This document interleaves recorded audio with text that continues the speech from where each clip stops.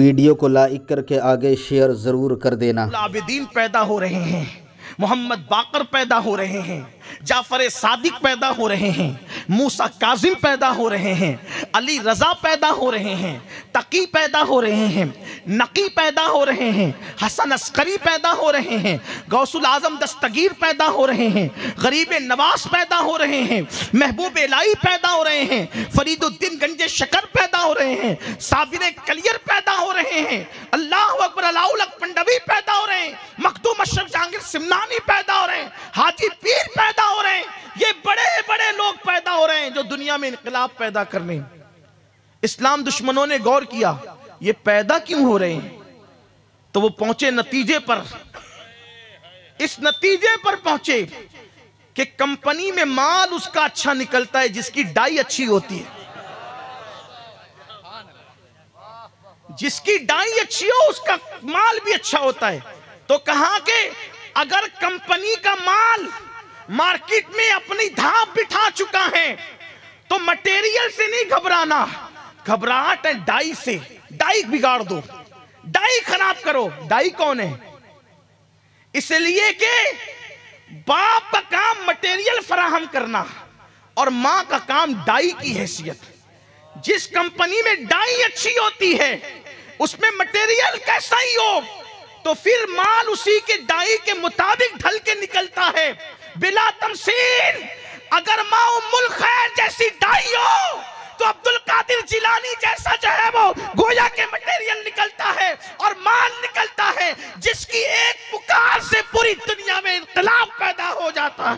नारे तकबीर। गरीब नवाज जैसा फर्जंद पैदा हो तो 90 लाख काफिरों को ईमान की दौलत नसीब होती, लेकिन गरीब नवाज की पैदाइश के लिए उम्मुल खैर जैसी मां चाहिए।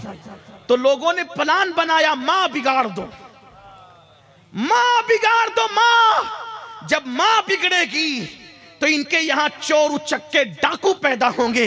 अब्दुल कादिर जिलानी कभी पैदा ना हो सकेंगे, मोइनुद्दीन अजमेरी कभी पैदा ना हो सकेंगे, फरीदुद्दीन गंजे शकर कभी पैदा ना हो सकेंगे, निजामुद्दीन महबूब इलाही कभी पैदा ना हो सकेंगे। मरदूद इलाही पैदा होंगे, महबूब इलाही कभी पैदा नहीं होंगे। मां बिगाड़ दो। और उन्होंने मां बिगाड़ दिया। और मां बिगाड़ने के लिए उन्होंने क्या किया? सीरियल बनाए, फिल्में बनाई, पिक्चर बनाए, छोटी छोटी आस्तीन के कपड़े। आज हम अपनी छोटी बच्चियों को छोटी आस्तीन के कपड़े, पतले कपड़े, पैंट शर्ट पहनाते हैं। बच्ची तो है, अभी बच्ची तो है। ये छोटे कपड़े बच्चियों के क्यों बनाए गए पता है? ये अंग्रेजों ने बनाए, इस्लाम दुश्मन अनासिर ने। जब मार्केट में बड़ी औरतों के कपड़े पतले और छोटी आस्तीन के आए और पैंट शर्ट आए, मुसलमान औरतों ने नहीं खरीदा। क्यों? इसलिए नहीं खरीदा कि उन्होंने बचपने से कभी उसको नहीं पहना था। बचपने से नहीं पहना था तो फिक्र थी, बचपने में नहीं पहना तो अभी क्या पहनेंगे। तो चूंकि इस्लाम दुश्मन अनासिर दूर तक का प्लान बनाते हैं, देर तक का प्लान। आपको हमें क्या, हमें तो 4 दिन की भी कभी प्लान हमारे पास नहीं है। हाँ, यही तो अपना हाल है ना। कुव्वते फिक्र अमल पहले फना होती है, फिर किसी कौम की शौकत को जवाल आता। कौमों को जवाल यूं नहीं आता। जिस कौम को खाने पीने और सोने के अलावा तीसरा काम सुझाई नहीं देता, वो कौम क्या प्लान करेगी? जिनके पास अपने बच्चों के मुस्तकबिल के लिए कोई प्लान ना हो। किसी ने लाके खड़ा किया, मेरा बच्चा 10वीं पढ़ रहा है, आगे क्या पढ़ाएंगे? आप दुआ कर दो हजरत। हाँ, कोई प्लान नहीं, कोई आप दुआ कर दो। ये जनाना दुआओं की तमन्नाएं तुम्हें ले डूबेगी। आप दुआ कर दो, सब काम दुआ से होते हैं। वल्लाह किसी की दुआ मुस्तफा जान रहमत की दुआ की हैसियत इख्तियार नहीं कर सकती। मुस्तफा जान रहमत खुद दुआ करने वाले भी थे, जाने दुआ भी थे, शाने दुआ भी थे। बल्कि यूं कहूं, हमारी दुआएं बाबे जाबते इलाही को ढूंढती है और बाबे जाबते इलाही मुस्तफा जाने रहमत की दुआओं को ढूंढता है।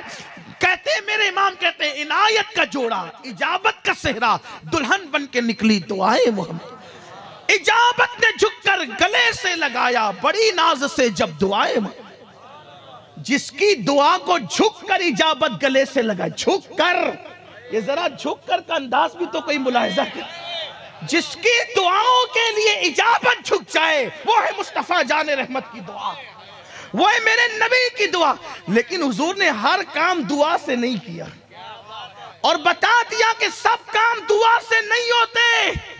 किसी काम के लिए अमीर हमजा का कलेजा भी चबवाना पड़ता है, किसी काम के लिए खालिद इब्ने वलीद को खतरात में उतारना पड़ता है, किसी काम के लिए अल्लाहु अकबर मुसअब इब्ने उमैर को बेगौरो कफन दफन करना पड़ता है, किसी काम के लिए खुद के दंदान भी शहीद करवाने पड़ते हैं, किसी काम के लिए वतन को छोड़ना भी पड़ता है। सब दुआ से नहीं होते। जब नबी सब दुआ से नहीं करते और तुम सब दुआ से करने लगे हो।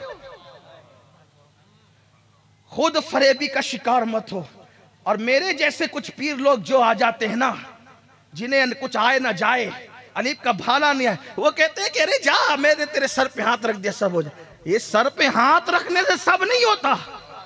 हाँ, बुरा लगे तो माफ कर देना, वरना हुजूर का हाथ यदुल्लाह था। हुजूर का हाथ यदुल्लाह, अल्लाह का हाथ था वो। लेकिन हुजूर ने ये नहीं कहा मैंने सर पे रख दिया जा सब हो जाएगा, नहीं, बल्कि कहा जो हाथ सर पे रखने से होता है वो हाथ सर पे रखने से होगा, और जो मैदान अमल में जाने से होता है वो मैदान अमल में जाने से होगा। वरना वल्लाह मेरे नबी का हाथ इस काबिल था, सर पे हाथ रख दिया तो सब मिल जाता। लेकिन हुजूर सिर्फ मोजिजा दिखाने नहीं आए थे, हकायक के साथ हमें जिंदगी का शऊर देने आए थे।